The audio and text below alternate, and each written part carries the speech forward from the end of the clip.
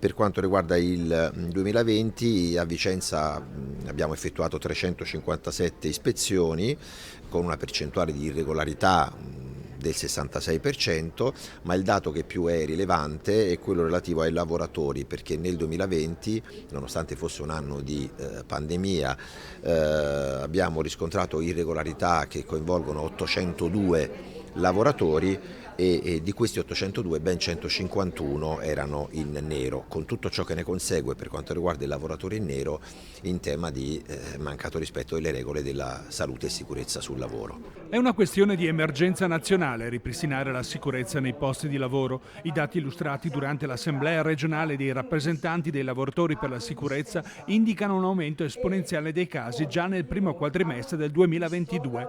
Più 44% le denunce di infortunio, di cui 27 con esito mortale, 4 solo nell'ultima settimana. In aumento anche le denunce di malattie professionali, più 4%.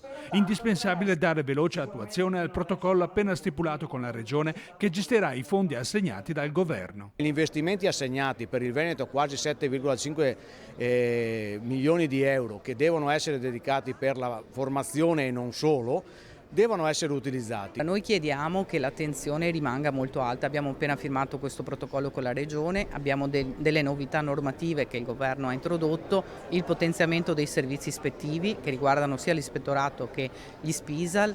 Che vuol dire ispezioni nei posti di lavoro, che vuol dire informazione delle persone, formazione dei lavoratori e dei datori di lavoro e una grande azione di rete, di contatto fra i rappresentanti dei lavoratori, per esempio gli SPISAL, l'Ispettorato del Lavoro, per evitare che gli infortuni avvengano. Questa è la grande scommessa. Contiamo nel 2022 di arricchire a Vicenza la nostra compagine di ispettori tecnici di una ventina di unità, quindi per un totale che oscilla tra le 20 e le 25, che ci consentirà di a maggior e più ampio respiro operare in quel settore in maniera più incisiva.